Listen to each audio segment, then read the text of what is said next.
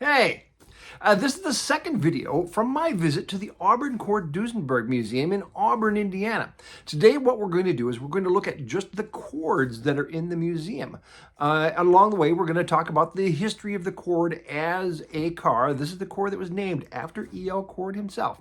Hopefully you enjoy this video as much as I enjoyed making it. Here you go. All right. So following Harry Miller's success with the front-wheel drive race cars at Indianapolis, E.L. Cord approached him to see if this could be incorporated into a passenger car. The results came out in 1929 as a car named after Cord himself, the Cord L29. This is actually a 1930 model. This is the very first successful production front-wheel drive car. Within Cord's automobile empire, this is priced below the Duesenberg, but above the Auburn. What made the L29 special? We have a straight-eight engine installed backwards and set way back to make room for a gearbox and a differential up front. You can see here that this design necessitated that the Cord L29 had an incredibly long hood. Also, because there's no drive shaft to contend with, the Cord was able to sit much lower than contemporary cars. You can also see that the engine sits lower down between the frame rails. In fact, the Cord L29 sat about 11 inches lower than contemporary cars. That's a lot. So what we've got is a car that sits by design very low and is very long. This is a designer's dream. The styling team led by Alan Leamy really delivered. Starting from the Duesenberg-style grille on back, the lines of this car make the L29 a true classic. The nicely restored example we're looking at here is a 1931 Brougham. I really like to look at all the little details, both exterior and interior, that lets you know that you're driving a luxury car here. The design was very well received by the press at the time. Stylist Philip Wright took this design and really kicked it up a notch with his L29 Speedster. I really like the woodlight headlights here, although it's hard to pick out just one outstanding feature on this magnificent car. This car is actually a recreation of one that was shown in New York and Paris auto shows. This one here is also a recreation. This is a 1931 Cord show car. This is a recreation of one that took top honors at the French Concours d'Elegance in 1931.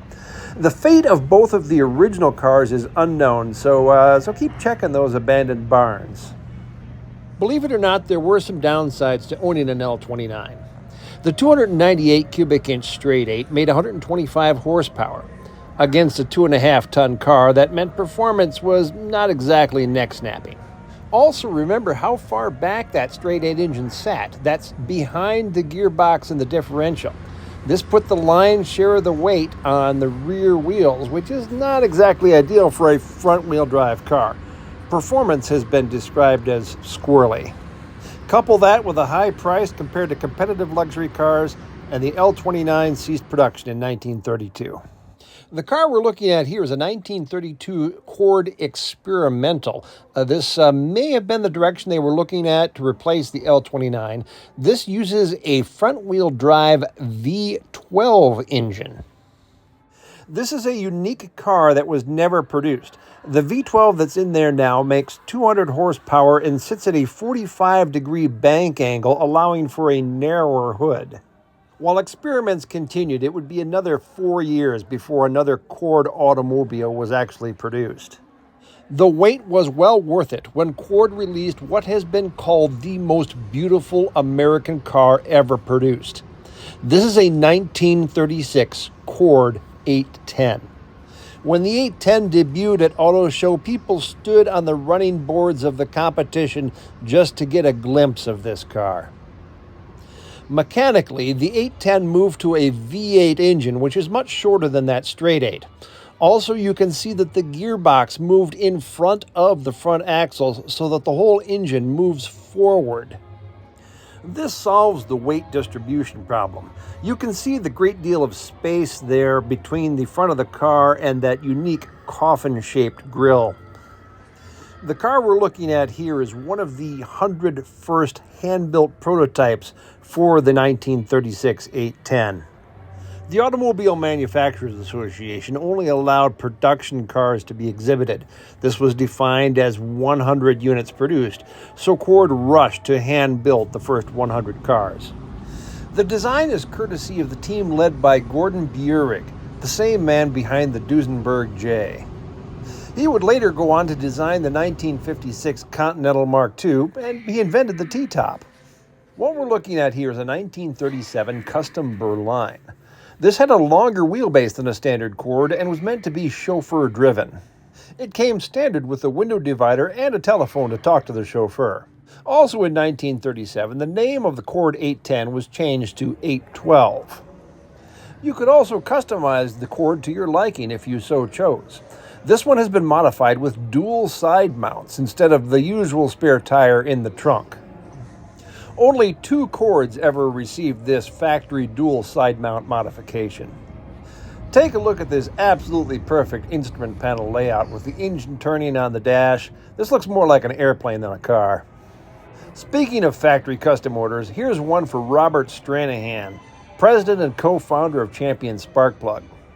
He ordered this one with the more standard-looking Auburn headlights, Auburn hood ornament, LaSalle-style vent ports on the side, and a padded leather top. Stranahan was famous in his hometown of Toledo, Ohio, and this car certainly would have turned heads at the time. Now you may have noticed that some of the cars have these cool side pipes that come out of the side of the engine. That's because in 1937 they started offering an optional supercharger that boosted horsepower from 125 up to 175. This car, by the way, is E.L. Cord's personal car. Unfortunately, cars like this 1937 supercharged 812 would be the last of the breed. E.L. Cord's automobile empire of Auburn's, Cords, and Duesenbergs had been on financial life support for a while and finally collapsed in 1937. That was it. Weirdly, 2 other ailing car companies, Hupmobile and Graham Page, bought the Cord 812 body dies and used them to make their own cars. This is a Graham Hollywood right here. The Hupmobile version was the Skylark. The cars were given a more standard drivetrain and a more standard-looking front end, but from the cowl back, this is Cord 810-812. They saw limited production in 1940-41, but failed to save either company. Neat cars, though. So that was a thumbnail version of the history of the Cord automobile as we walk through the Auburn Cord Duesenberg Museum in Auburn, Indiana. Please go and visit the museum. It's well worth the stop, I promise you. Also, well worth the stop are some of my other videos. Here's a link to some of the other ones right about there. And subscribe to the channel. Oh, please do that. That's right about here. And go down and leave some comments and likes down below there somewhere. Anyway, until the next video, I'll talk to you later. Bye.